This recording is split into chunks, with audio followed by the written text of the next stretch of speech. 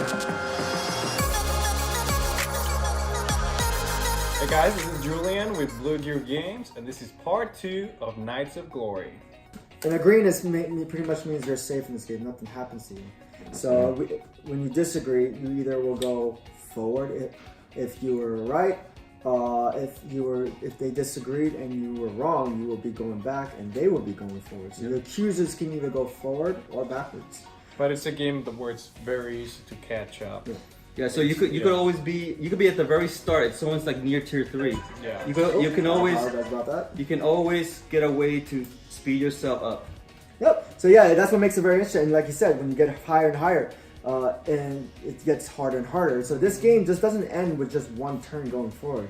You can actually push your luck and keep going. That reminds me, we actually, when we first played this game, we played a game where if it's my turn, I would roll a dice, I would move forward, and then that's it. Your turn's over. Yeah. And the next player would go. And like somebody actually said, why do you stop there? Why can't you just? This is a push your luck game. You're rolling dice. You're pushing your luck to roll dice, right? Why not keep going? So we tested the mechanic. So we tested this mechanic at our designer group, and they actually gave us a lot of great insight on like how they changed mechanics. And when we worked together, it worked. So it actually sped up the game tremendously. So and it was great. And that reminded me also. You remember when you moved forward and someone called you out when you fell back. You had a card to play for the symbol. Yep. Otherwise, you keep going Yeah, back. you keep going back, and if you don't have a card for that, and then people like saying that is redundant pretty much. Yeah, that took too long, and people feel like that's because you're gonna constantly keep falling back instead of just falling back right now. So our rules is you fall back and it ends your turn. The accusers can either go forward or backwards if they wish, if they call you out correctly. Yeah, and that's also why we had a cell where, like we said earlier, we had a cell where if you fall back from the start, you go in the cell, and from the cell, if you're locked up, you can't vote. Just like in the real world, you're locked up in the cell, you can't vote. It's your turn to get out. It was a lot of complex. Yeah, so there you couldn't vote for the whole entire round. It was a lot of penalization. There was a really harsh penalization for the cell, and we didn't want to make that. We wanted to make a game where player interaction was a huge deal in the game. Yeah. We want to make sure everyone had a chance to do something in the game and not make their turn a waste. Yeah. So because of that, the cell was just too complex, and now the punishment by calling someone at the star path is you just lose a card out of your hand. Yeah, you just lose a card. Meaning a weapon card. Yep. And then you could keep doing it. You could just say no, keep losing your cards and you out keep of your going. hand. So yeah, you can have, by the way, 0 cards in this game, and if your turn, you can decide the events. There are benefits. That's where the Knights of Glory tokens come in. And also the gesture card. So I'm going to explain more about the gesture card if you want. All right, so the gesture card is very simple. A lot of people get confused with the gesture card, how you play it. They always they always looking at how you play it. So because they make that link between poker and this game. That's probably so that's why we make it very specific. The gesture card is not a wild card in our rules. So the gesture, to put it, it's like a dead card. It's useless. But if you can bluff it successfully, what I mean by bluffing it, if you take the gesture card and when you roll the dice. So when you roll the dice and you play your gesture card, you put the dice on top. You're hoping everyone believes you in the table. If you're able to get away with it, you will show your gesture and you claim a reward. So that's what the gesture. And what it means by the dice, I'll show you here. You can also see it on the screen that there's dice in the game here. So now that the screen comes back, you see that there's dice right here. So you're rolling dice and you're trying to play your weapon. Play the. Just like this, whatever you roll, you place this on top, and you're hoping to get away with this weapon that you're trying to play. So everyone's judging the symbol on the dice that they think that you have the card underneath, and you're voting yes or no. You believe them. So it goes very simple. You either roll the dice, you play, and then everyone judges. So that's where the gesture comes into effect, and we have 6 different ways to get the Knights of Glory chips, as you can see on the screen. Yeah. So the first way was the gesture card. The second way is, let's say you had less cards in your hand and you're trying to attempt to go further through the dungeon. What makes you want to push your luck to go further if you had 1 card and there's 2 dice and you have the odds of rolling dice to get 2 of them are just ridiculous higher. That means you need 1 card and another card which you don't have. Yeah, but there's ways to make it easier. There's a side of the dice that's blank. Yes. So if you push your luck to try to maybe roll a dice that's blank and actually play the other card, you might be able to get a Knights of Glory token. And that's what the blank die is in our game. It's a chance, 1 out of 6 chance to roll in a blank dice to not play a card. But if you were to roll all blanks, you get the events for free and you may proceed again with your turn actions.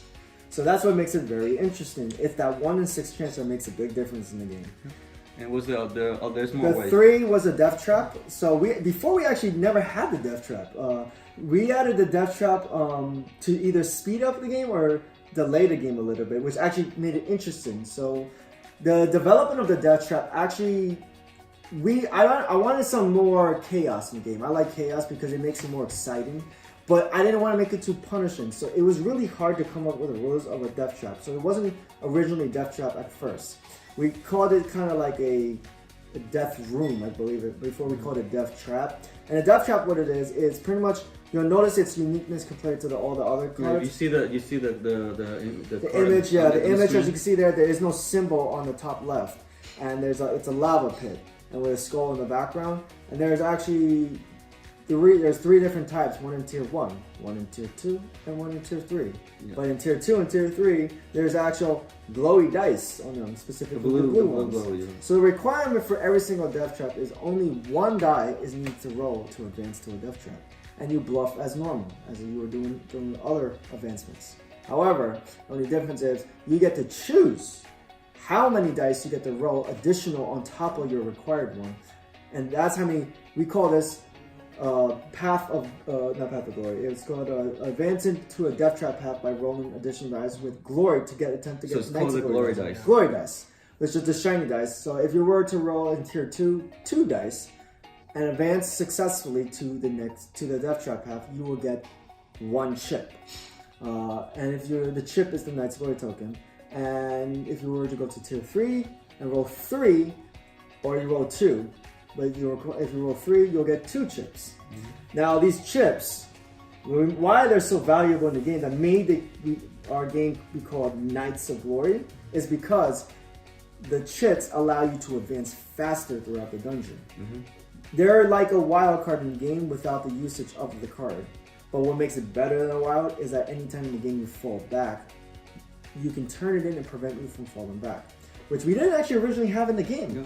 It actually just used to just be that rule for the longest time until I think a year ago we changed it. Yeah, we changed it. And we wanted to make it better and why it's so valuable. And by the way, this can be used for the exit. So that's what else even makes it better. And the wild cards too. So it's great to save them up. Yeah. But actually, there's actually one thing that makes it interesting in this game.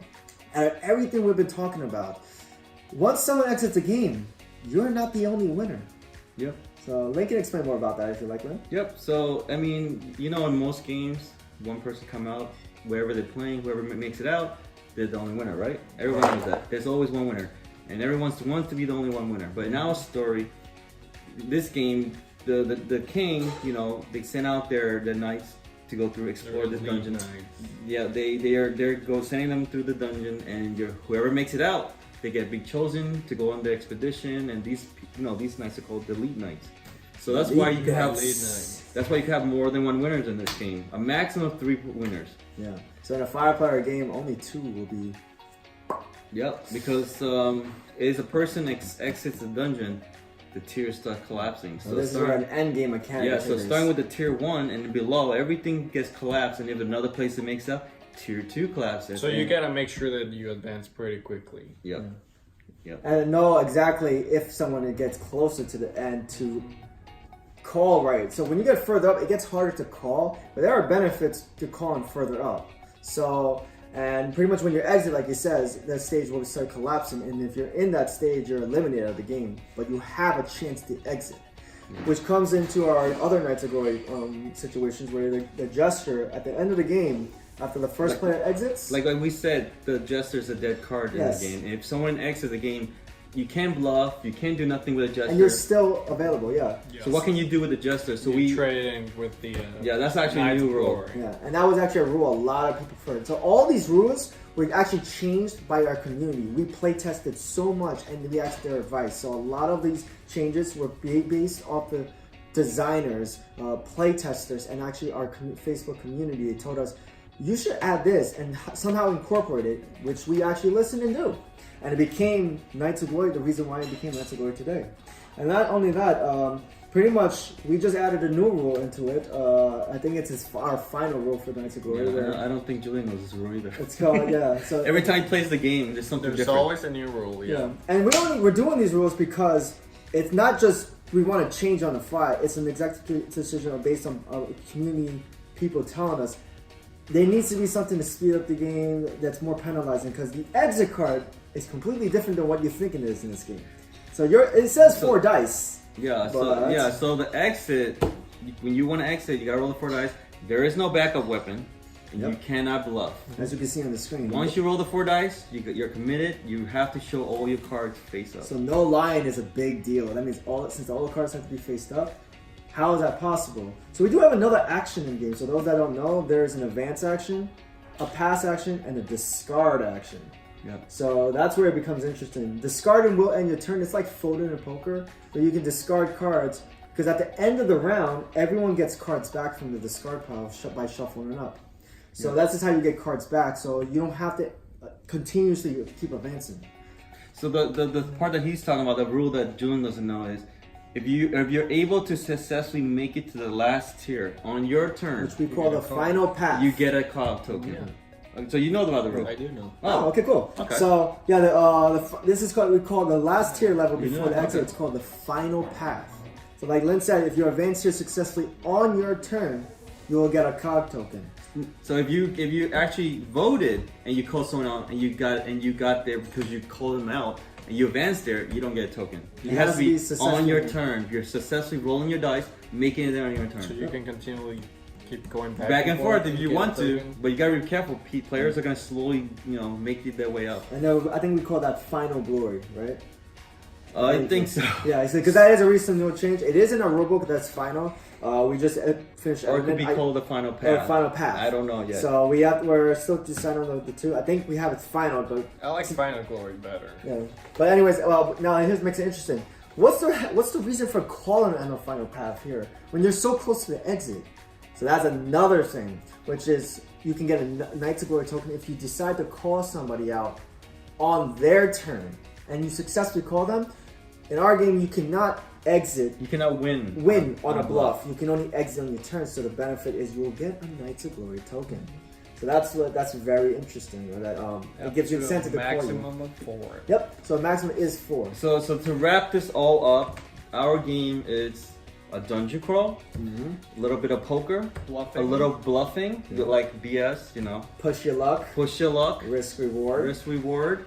And it has a whole lot of things you must explore into it. Like that, every game, it is not going to be the same. Yeah, it has a whole lot of replayability. There's a lot of replayability because there's going to be, tier 1 decks. There's tier 2. You're creating a dungeon every time you play. But it's all face down. Yep. So, alright guys, I hope you guys enjoyed this episode. Yep. And we'll see you on the next one. Don't forget to hit that subscribe button and these notifications to get notifications of the next episode. Our next talk on the next episode will be what makes Knights of Glory unique.